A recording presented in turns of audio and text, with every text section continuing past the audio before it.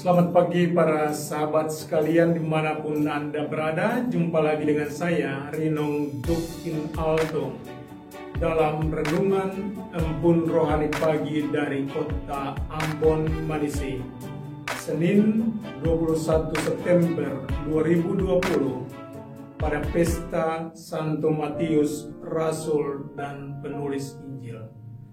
Mari kita siapkan hati untuk berdoa. Dalam nama Bapa dan Putra dan Roh Kudus. Amin. Tuhan Allah Bapa yang Maha Kuasa, betapa Engkau menghendaki agar setiap dari kami dapat menjadi perantara bagi sesama kami untuk datang kepadamu. Namun terkadang dalam hidup kami tidak menjadi seperti yang Kau inginkan.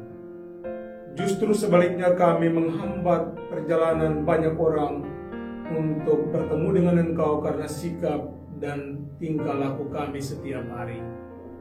Karena itu kami mohon ya Bapa, curailah kami Roh Kudus-Mu agar memampukan kami untuk hidup menjadi teladan yang baik bagi sesama kami, untuk dapat mengimani Engkau sebagai juru selamat mereka. Doa ini kami panjatkan kepadamu dengan perantaraan Kristus Tuhan kami. Amin.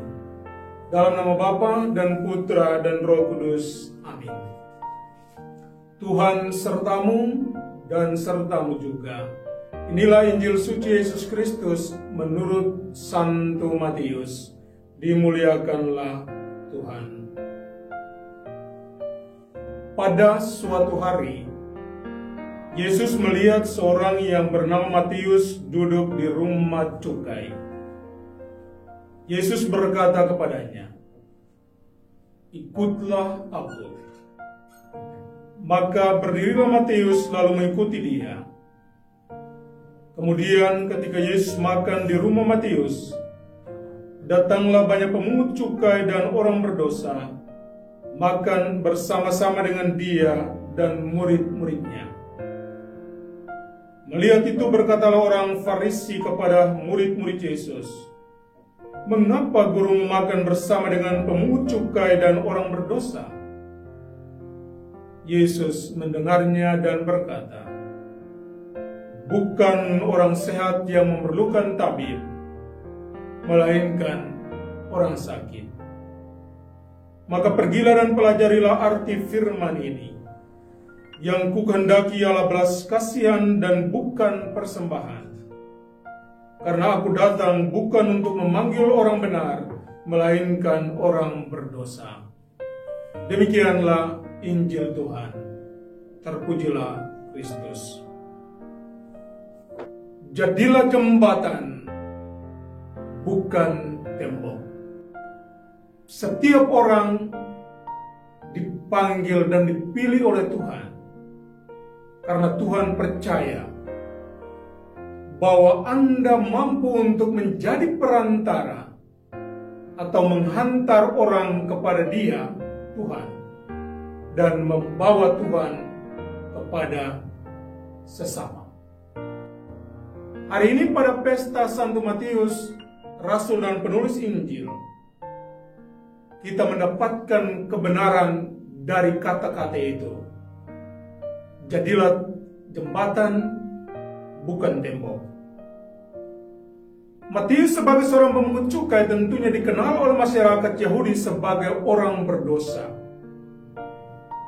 karena mewakili Kekaisaran Romawi, mengambil lebih banyak daripada apa yang seharusnya dibayar oleh orang-orang. Tapi apa yang terjadi hari ini? Ketika Matius sibuk dengan urusan pajaknya atau cukainya, lalu dia mendengarkan suara yang memanggil, "Ikutlah aku." Tanpa berkata apa-apa, Matius bangkit meninggalkan kehidupan lamanya lalu berlari mengikuti Yesus yang memanggilnya. Yang terjadi kemudian adalah Matius mensyukuri rahmat yang besar ini, bahwa Yesus mencintai dia, jatuh cinta padanya. Maka sebagai orang yang berduit, dia mengundang banyak pendosa yang dikenal oleh masyarakat pada waktu itu, datang, duduk makan, bercerita, bercanda, tertawa bersama-sama dengan Yesus. Matius menjadi jembatan kecil, indah, tapi kuat bagi para sahabatnya yang berdosa untuk diselamatkan karena datang kepada Tuhan. Hari ini kita belajar untuk seperti Matius. Pertama, kalau ingin menjadi jembatan yang kokoh kuat, maka tinggalkan dan tanggalkanlah masa lalumu yang berlumuran dosa.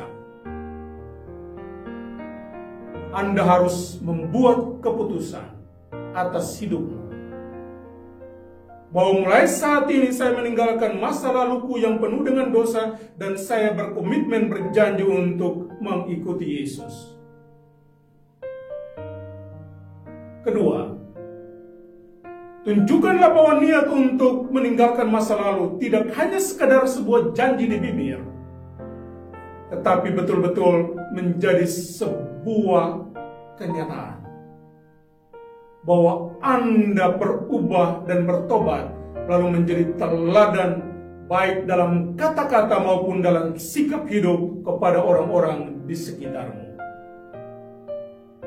Karena terkadang contoh hidup lebih mujarab daripada kata-kata manis yang kita ucapkan. Dan Matius menunjukkan itu.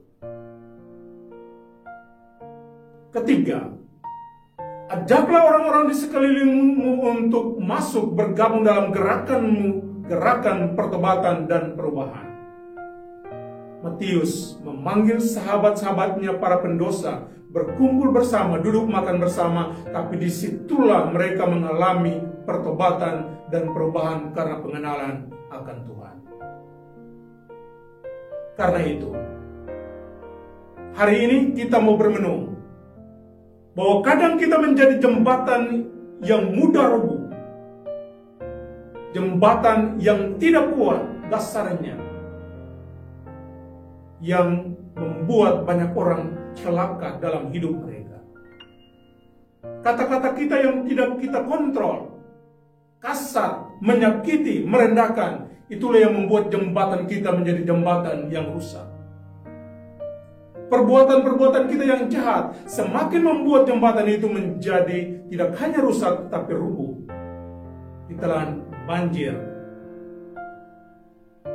Karena itu, hari ini, perbaikilah jembatanmu. Bangunlah jembatanmu dengan kokoh, dengan iman, dengan cinta, dengan belas kasih dan pengampunan. Hanya dengan itu, maka Anda bisa menjadi jembatan yang kokoh, bukan tembok yang membuat orang lain tidak bisa bertemu dengan Tuhan. Siapapun Anda, hari ini, Anda jadilah jembatan bagi orang lain untuk bertemu dengan Tuhan. Semoga demikian. Amin. Tuhan sertamu dan sertamu juga.